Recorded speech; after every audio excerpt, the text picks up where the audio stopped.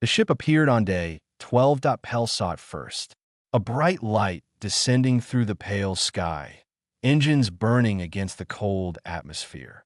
A Galactic Union patrol vessel, answering the emergency beacon that Danny had finally managed to repair. They came, Pell whispered. They actually came. Rissa felt a strange heaviness in her chest. She should be happy. Rescue meant warmth. Rescue meant safety. Rescue meant returning to civilization. But rescue also meant leaving. The patrol ship landed 200 meters from their settlement. A rescue team emerged in full environmental suits, their faces hidden behind protective masks.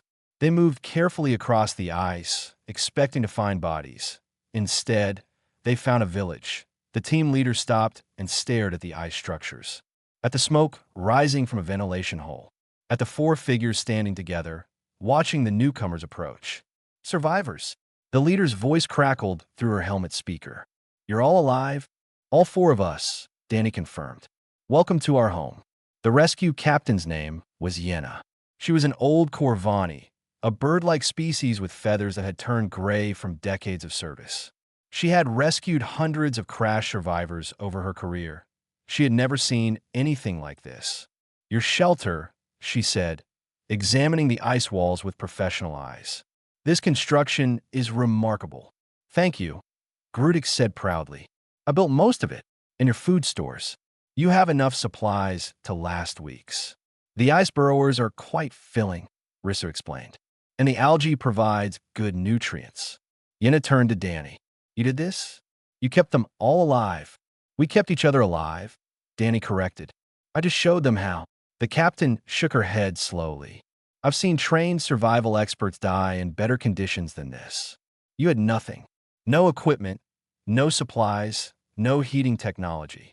You shouldn't be standing here. Danny smiled. Humans are stubborn. That's not stubbornness. That's something else entirely. Medical examinations confirmed what Yenna suspected. All four survivors were in better condition than most crash victims found within hours. Their psychological health was especially impressive. No panique, no despair, no signs of trauma. How is this possible? The medic asked. Danny gave us routines, Pell explained. Work and rest and social time.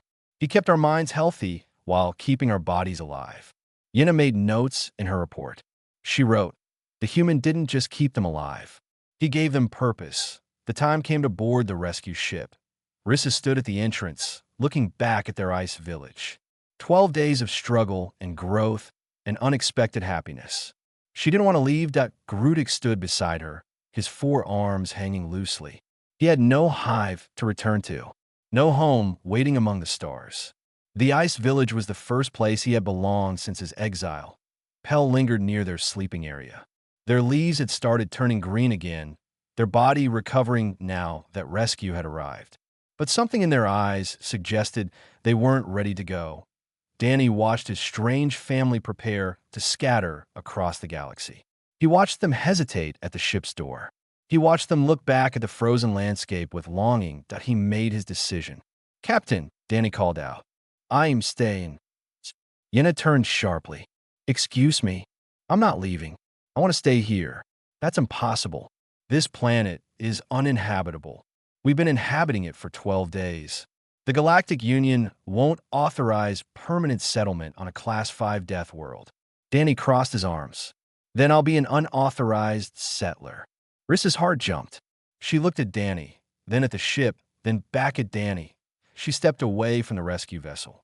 I'm staying too, she announced. That Grudik made a clicking sound that might have been a laugh. My hive rejected me, but this place accepts me. I will stay. Pell's voice trembled but held firm. I wanted adventure. I found something better. A family. I'm not leaving my family. Captain Yenna stared at them for a long moment. For survivors refusing rescue, choosing to remain on a frozen death world.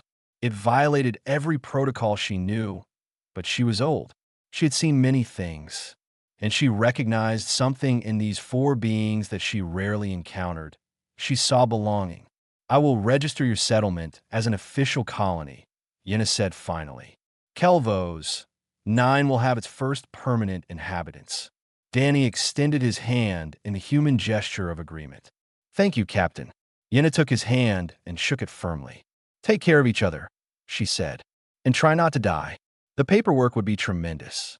1 year later, the colony had grown to 12 inhabitants. Word had spread through quiet channels across the galaxy. There was a place in the frozen wastes where lost souls could find a home, where a human would teach you how to survive anything that a new ship was landing today. Danny stood outside his expanded ice village, watching it descend through the pale sky. Rissa joined him, her scales now adapted to the cold, showing hints of blue among the green. Grudik stood nearby with 3 new men Sherry who had found their way to this frozen refuge. Pell had grown taller and stronger, their leaves a hardy purple color that no Florian had ever displayed before. More newcomers, Rissa observed. More family. Danny corrected. He walked out into the cold to greet them. The temperature was -70 degrees. The wind bit at his exposed face. Ice crunched under his boots, but he felt alive. The rescue ship doors opened. A dozen frightened faces peered out at the frozen landscape. Different species, different worlds, all lost, all searching for somewhere to belong. Danny smiled at them. A real smile. The first genuine smile of his new life, repeated every time another lost soul found their way to this place. "Welcome to Kelvos 9, he called out. "The galaxy calls it a death world. We call it home." Behind him, his family waited. And in front of him, his family was about to grow once more. The frozen waste had tried to kill them. Instead, they had turned it into paradise. Pell could not stop shivering. The young Florian had never experienced cold before. On their home world, the temperature never dropped below comfortable warmth. Their people grew in sunlight and thrived in gentle rain. Cold was something that happened to other species on distant, unfortunate planets. Now cold was killing them slowly. Danny noticed Pell's brown-edged leaves and the way their stem body trembled. Without a word, he gathered all the remaining chemical heating packs and built a small enclosure around the young plant being. "This should help," Danny said. "Stay inside this circle. The heat will keep you alive." "For how long?" Pell asked weakly. "Long enough." Rissa watched from nearby, wrapped in 3 emergency blankets. She was doing better than Pell, but not by much. Her scales had turned a dull gray color. That was bad. Volani scales were supposed to be bright green. "Tell me about Earth," she said to Danny. "Tell me how your people survive the cold." Danny sat between her and Grudik, sharing his body heat with both of them. He spoke quietly, saving energy while teaching them. "Humans have lived in frozen places for over 40,000 years, he said. "Before we had technology, we had knowledge. We learned that the cold is not an enemy if you understand it." "Cold is always an enemy," Grudik said. His mandibles clicked slowly, a sign of exhaustion. "No, cold is a challenge, and challenges can be overcome." Danny explained the concept of layering, wearing many thin coverings instead of one thick one, trapping air between layers to create insulation. The aliens had never heard of such a thing. "Your species developed this naturally?" Rissa asked. "We had to. We didn't have scales or shells or leaves. Just soft skin and clever minds." He showed them how to wrap themselves more effectively, how to cover their extremities first, how to keep their core body temperature stable even if their limbs grew cold. "Movement creates heat," Danny continued. "When you feel yourself getting too cold, move your arms and legs. Flex your muscles. Your body will warm up." "That seems inefficient," Grudik observed. "It kept my ancestors alive during ice ages. I'd call that efficient enough." The night grew darker and colder. The wind outside screamed like a wounded animal. Their small shelter shook with each gust. Danny rationed their food carefully. He gave each alien a small portion and took even less for himself. "You need to eat more," Rissa said. "You're the one keeping us alive." "Humans can survive weeks without food," Danny replied. "We store energy in our bodies. Fat, we call it. I have enough to last. Weeks." Pell's voice trembled. "Without any food at all. If necessary, our bodies slow down. We use less energy. It's not comfortable, but it's possible." Grudik stared at Danny with new respect. "Your species is more dangerous than I realized." "We're not dangerous. We're adaptable. That is the same thing." As the hours passed, Danny taught them other survival techniques. How to breathe slowly to conserve warmth. How to position their bodies to share heat without losing it. How to recognize the signs of hypothermia in themselves and others. Rissa found herself learning things she had never imagined. Her entire civilization was built on avoiding harsh environments. Why struggle against nature when you could simply fly to a better world? But humans didn't run from harsh environments. They conquered them. Why did you learn all this? She asked Danny. You have starships. You could live anywhere comfortable. Danny was quiet for a moment. I grew up in a place called Alaska, northern part of Earth. Very cold, very wild. My father taught me to survive there. Did you enjoy it? I loved it. The cold makes you feel alive. Every breath, every step, every meal. You appreciate things more when they're hard to get. Rissa didn't understand, but she wanted to. Pell spoke up from their heated enclosure. I always thought humans were boring, average in everything, not particularly strong or smart or talented. We get that a lot, Danny said with a small smile. I was wrong. You're not average. You're something else entirely. What's that? Stubborn, Pell said. Impossibly, wonderfully stubborn. Danny laughed. It was the first laugh any of them had heard since the crash.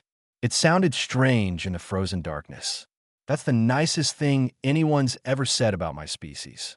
They huddled together through the long night. For beings from four worlds, sharing warmth and stories and hope. Outside, the temperature dropped to -70 degrees WY morning. They should have been dead. Instead, they were alive, and Danny was already planning the next step. Today we build, he announced as weak light filtered through the broken hull. Today we stop surviving and start living. Rissa looked at him with her tired gray eyes. What's the difference? Danny smiled. You'll see. Grudik had never seen anything like it. The human walked out into the frozen wasteland wearing nothing but layers of torn fabric and cargo wrapping. No environmental suit. No heating technology. Just cloth and determination. He's going to die, Rissa said from the shelter's entrance. Perhaps, Hrotik replied. Or perhaps he knows something we don't. They watched Danny trudge through the snow. He moved carefully, testing each step, breathing slowly through a cloth wrapped around his face. The temperature outside was -65 degrees. No Villani or Mensheri or Florian could survive more than minutes in such cold.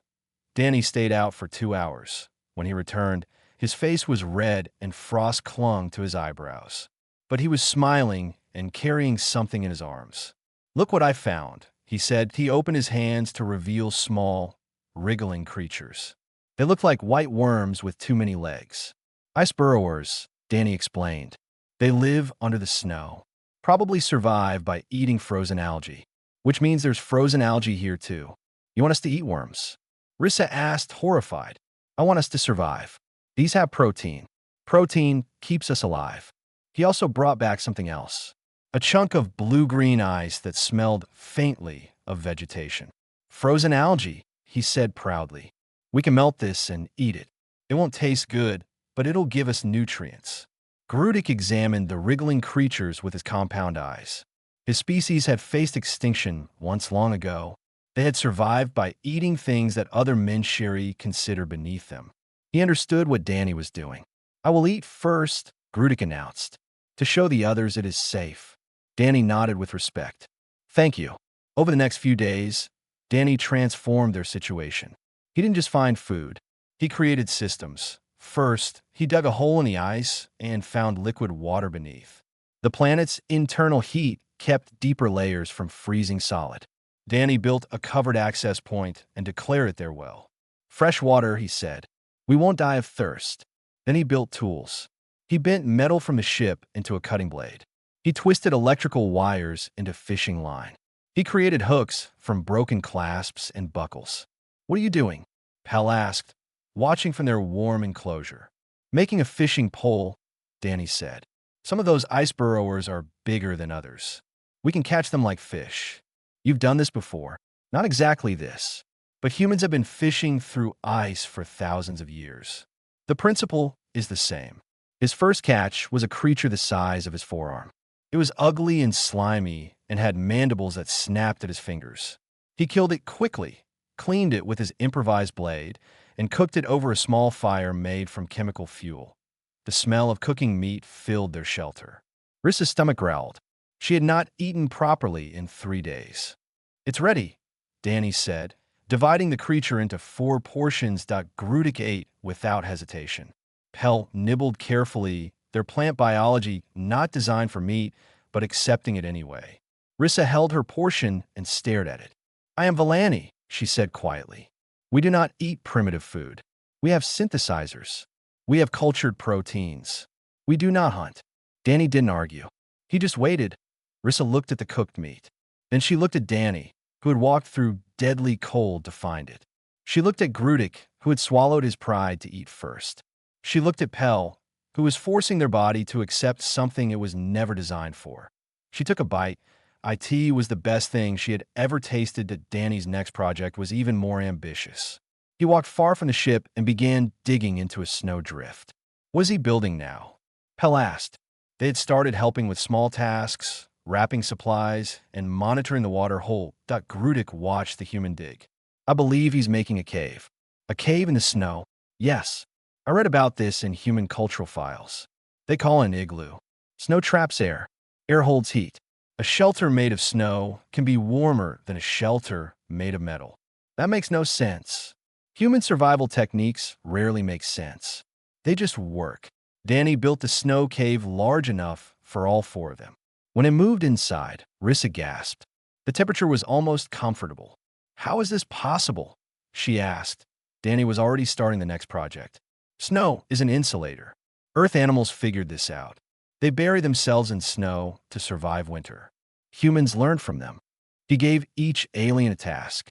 Grudic's 4 arms were perfect for moving snow blocks. Rissa discovered she could sense heat through ice, which helped them find warmer spots to build. Pell monitored temperatures and called warnings when things got too cold. They weren't just surviving anymore. They were working together. On the 4th night, Danny established something he called social hour. They gathered after work and shared stories from their homeworlds. They learned about each other's families and dreams and fears. "Why is this necessary?" Krotik asked. Danny smiled. "Because humans don't just survive physically. We need each other. Connection keeps us alive as much as food and warmth." Grudic thought about his lost hive, the loneliness he had carried since his exile. "I think," he said slowly, "I understand." The warning came from their only working sensor. Rissa read the data 3 times before she believed it. A massive storm was approaching from the north. Wind speeds over 200 kilometers per hour.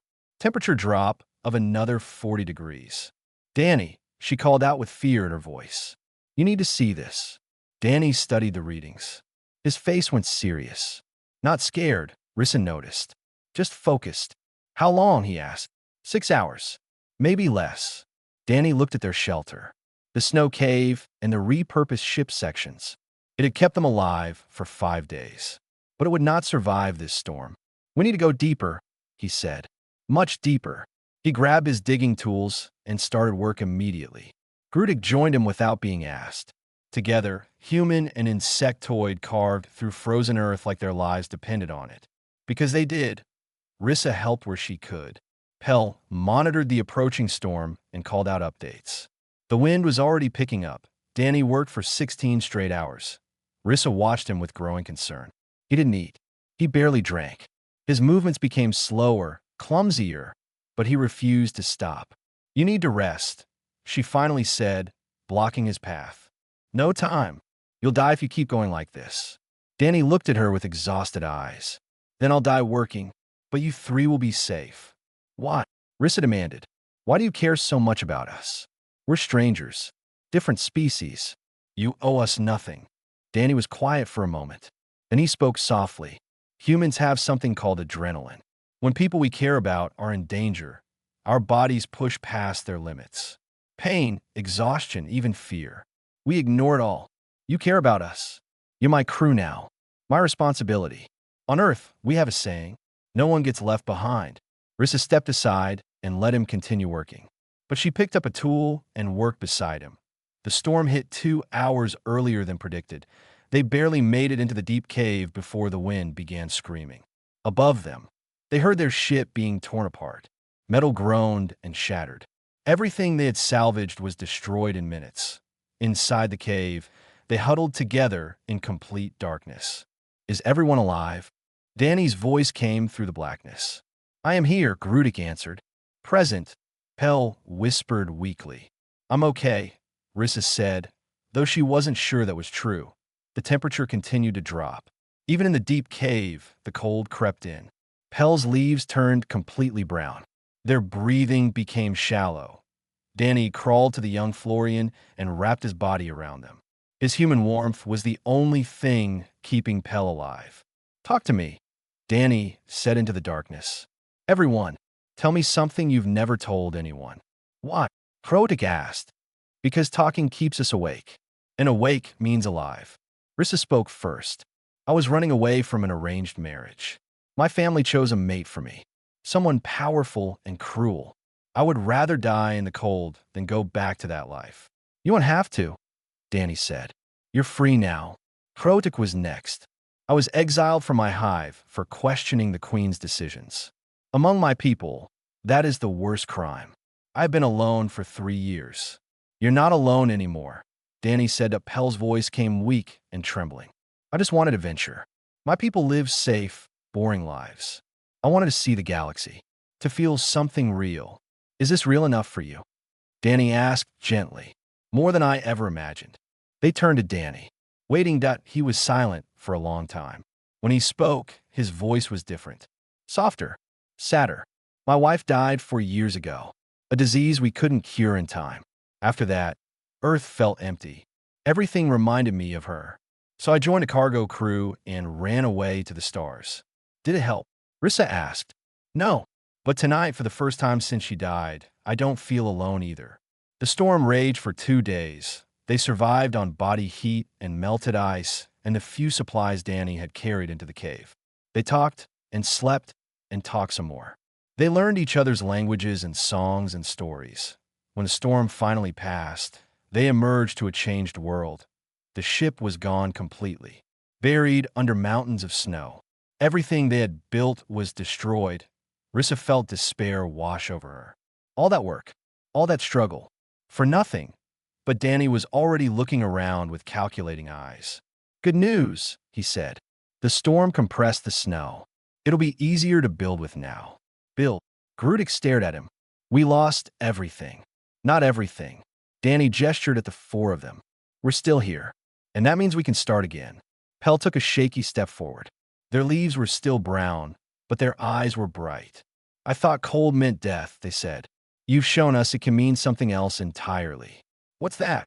Danny asked. A new beginning. Danny smiled and pulled out his improvised tools, somehow still tucked in his belt. Then let's begin. Something had changed. Pell noticed it first. The way Danny moved through their new camp. The way he looked at the frozen landscape. He wasn't fighting anymore. He was planning. We're done surviving, Danny announced on day 8. Now we're going to live. Grudik tilted his head. What is the difference? Surviving means not dying. Living means building something worth staying alive for. He showed them his design. A proper shelter made from ice blocks, based on an ancient human structure called an igloo. But bigger, better. A home. Grudik's 4 arms proved perfect for the work. He could cut and lift ice blocks faster than Danny could mark them. For the first time since his exile, the Minsheri felt useful. Needed. You work well, Danny told him. Your hive was foolish to let you go. Krotik pushed. No one had ever said anything like that to him before. Thank you, he said quietly. I've never been praised for building before. Get used to it. You're the best construction worker on this planet. Rissa discovered her own hidden talent. Her Villani senses, designed for hunting in warm jungles, could detect heat signatures through ice. She could feel where animals burrowed beneath the surface. Here, she would say, pointing at seemingly empty ground. Dig here. They always found food. Your people are hunters, Danny said with admiration. Cold didn't remove that skill. It just changed how you use it. Rissa felt pride for the first time in weeks. She wasn't useless in this frozen world. She was adapting, evolving. Just like humans had done for thousands of years, Pell's transformation was the most remarkable. The young Florian's biology began changing. Their leaves stayed brown, but their stem grew thicker. Their movements slowed, but they remained alert. "What's happening to me?" Pell asked with worry. Danny examined them carefully. "I think you're entering a dormant state. Like earth plants in winter. You're conserving energy while staying conscious." "Is that bad?" "It's brilliant. Your body is learning to survive the cold. You're adapting faster than any of us." Danny created routines for their new life. Work shifts in the morning, hunting and gathering in the afternoon. Evenings were for something he called social hour. They would gather in their completed ice shelter and share stories. Grudik hummed songs from his hive, melodies he had thought forgotten. Rissa taught them Valani meditation, finding peace in stillness. Pell recited poetry from their forest homeworld. Danny told stories about Earth, about mountains and oceans and cities full of millions of humans, about wars and peace and the endless struggle to build something better. "Your species is strange," Rissa said one night. "You could have stayed in comfortable places. Why did you spread to frozen lands?" "Because humans are curious," Danny said. "We see a mountain and want to climb it. We see an ocean and want to cross it. We see a frozen wasteland and want to know what's on the other side." "And what's on the other side?" Danny smiled. "Usually more wasteland. But sometimes we find something beautiful." He built a calendar from ice chips, marking days and made-up holidays. When he calculated Grudik's approximate hatch day, he declared a celebration. "What is this?" Grudik asked, confused by the extra food rations and the carved ice decorations. "A birthday party," Danny explained.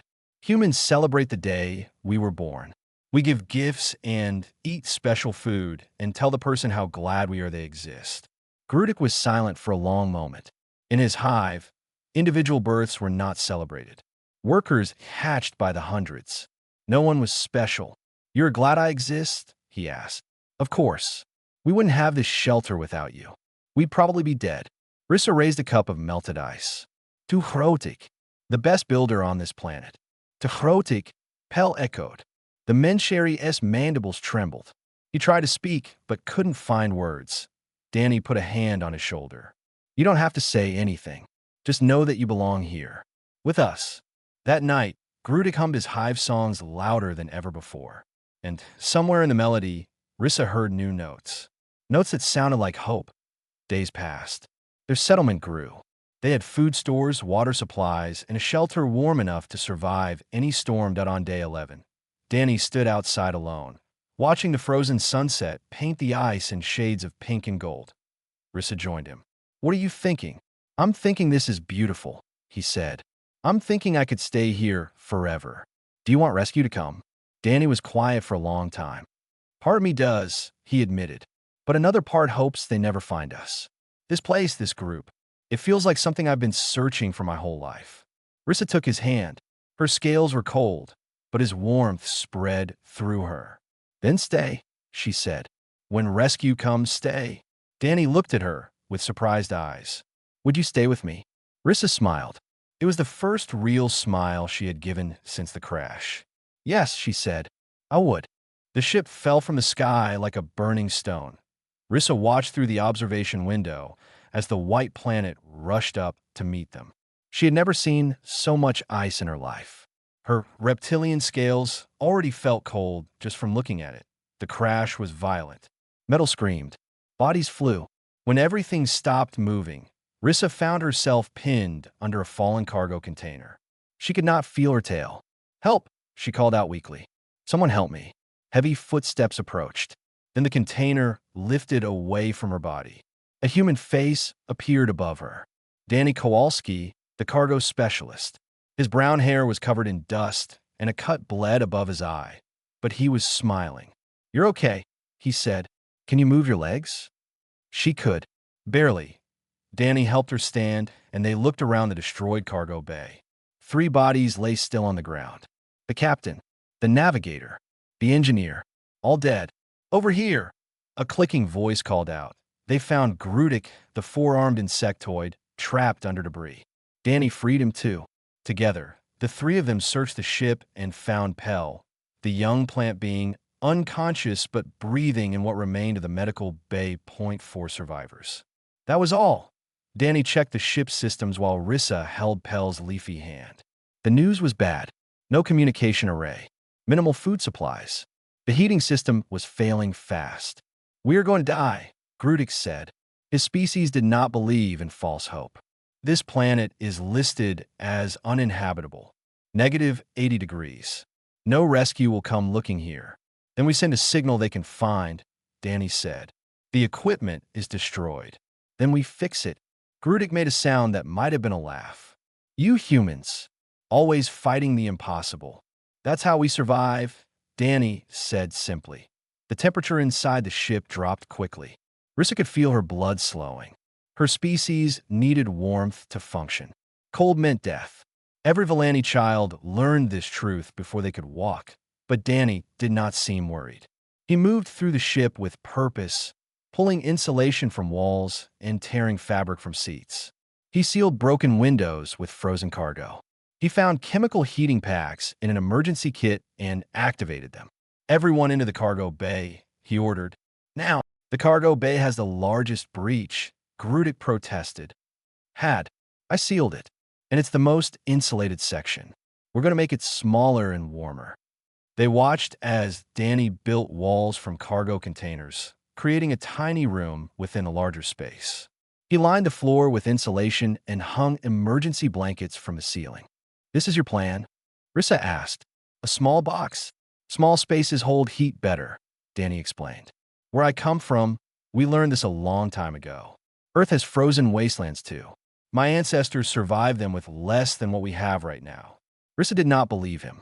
No civilized species survived extreme cold. That was why they invented technology.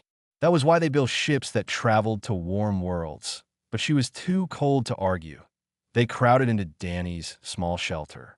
For beings from 4 different worlds, pressed together in the darkness. The heating packs glowed orange and gave off warmth. Rissa found herself leaning against Danny. His body was so warm. Humans were supposed to be average on the galactic temperature scale, but right now, he felt like a sun. "Your body," she said. "How are you so warm?" "Humans burn calories to make heat," Danny said. "We're like little furnaces. It's how we survived ice ages that lasted thousands of years." Ice ages. Pell had woken up and was listening. Their leaves were turning brown at the edges. Times when Earth was covered in ice and snow. Our ancestors lived through them. Thrived even. Krotik clicked his mandibles thoughtfully. "Your species evolved on a death world. We prefer to call it home," Danny said. Outside their small shelter, wind howled through the broken ship. The temperature continued to drop. Rissa checked the readout on her personal device. -60 degrees and falling. By all logic, they should start preparing for death. That was what civilized beings did. Accept the inevitable. Find peace. But Danny was not accepting anything that he rationed the food they had found. For days' worth if they were careful. He calculated timelines and talked about building better shelters. He spoke of hunting and fishing and something called calorie management. "You think we could survive 12 days? Krotik asked. That was the minimum time before any scheduled patrol might pass close enough to detect a distress signal. "I think we can survive longer than that," Danny said. "How can you be so certain?" Danny looked at each of them. A freezing reptile, an exiled insect, a dying plant. None of them should survive the night. "Where I come from," he said, "winter tries to kill you every year. We never let it win." Rissa wanted to laugh at his foolish confidence, but something in his eyes stopped her. He truly believed what he was saying. And more importantly, he was already planning tomorrow's work. For the first time since the crash, Rissa felt something other than fear. She felt hope.